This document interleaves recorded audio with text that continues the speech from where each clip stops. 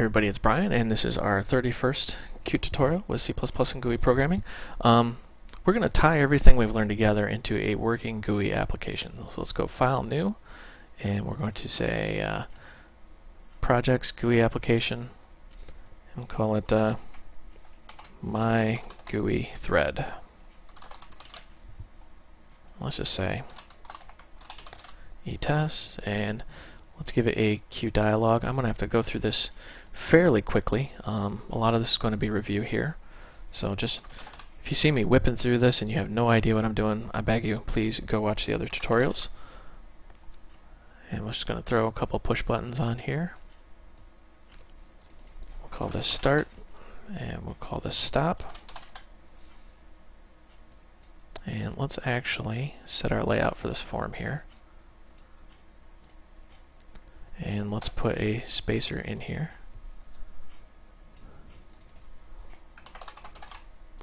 And the basic premise here, help if I can spell number, the basic premise of this application is when we run it, we're going to have a thread that increments a number right here, and we're going to have the ability to start and stop the thread.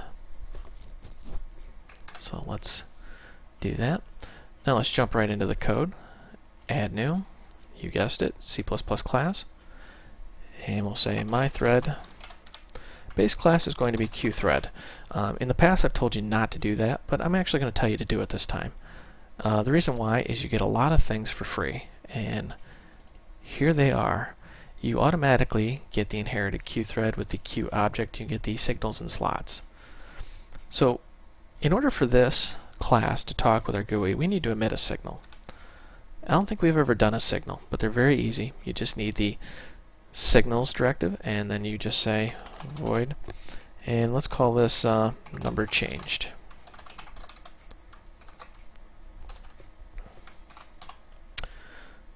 And that's it. That's all it takes to make a signal. And we're going to make the run function, override that, and we're going to make a Boolean value called stop. That's what we're going to use to stop our thread. Now let's jump into the thread implementation here and say void run. Oops, totally forgot our namespace there. Let's just copy it for the sake of speed.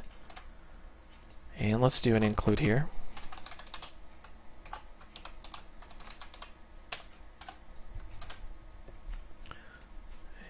And you guessed it, we are going to just simply do a for loop.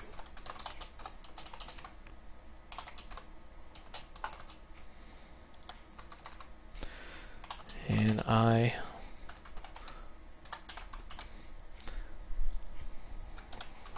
going to make a mutex here. That way we can avoid any embarrassing crashes.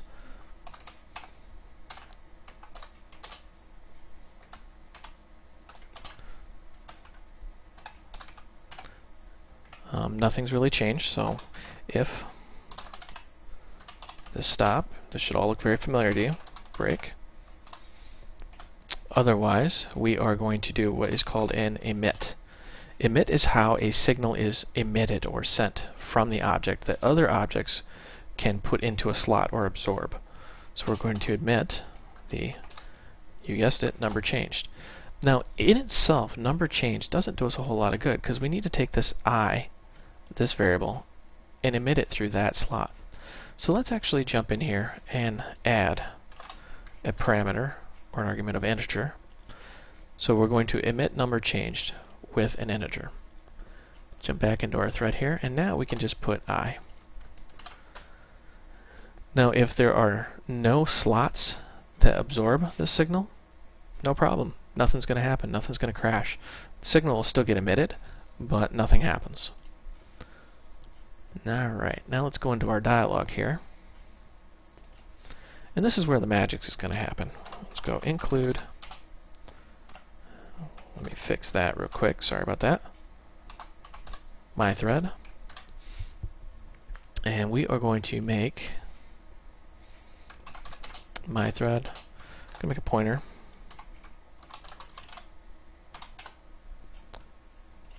And we want to actually make a public / slots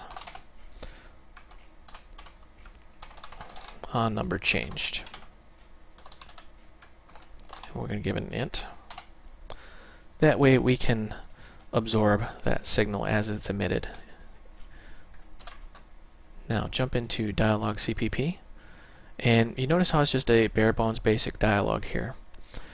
So the first thing we need to do, void dialog, we need to implement our slot.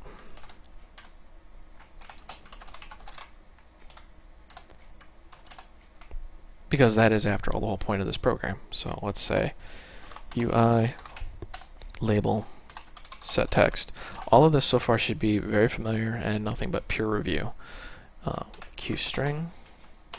If you're having problems keeping up with what I'm doing, I'd recommend you go back and watch some of the other tutorials, because we have covered all of this so far. Alright, so that is how we are displaying the number.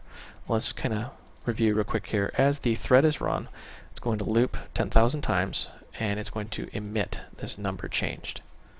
And we are using a slot to absorb that signal, and when it's triggered, we are just simply putting that number out there. Now, we haven't run this thread yet, so we need to do that. Let's actually go into our dialog, start, go to slot, clicked. Let's go back in here and do the stop button also. Go to slot, clicked. That way we have on push button, on push button 2. Let's say started. Comments are always nice. I know I haven't been doing them very much in this tutorial. So we have started and stopped. Now, first thing we need to do is actually create the thread. So I'll say mthread equal new mythread. And we're going to make this the parent. That way when this form's closed, the thread's also deleted out of memory. And we want to connect that signal and slot. So we'll say connect mthread signal, you guessed it, number changed with an int. The slot's going to be this. I'm sorry, the receiver is going to be this. The slot, however, is going to be on number changed. That's the slot we just created with our integer parameter. And then we will jump down. When the started button is clicked, we're going to start the thread with the normal priority. And when the stop button's clicked, we're going to actually set that stop flag.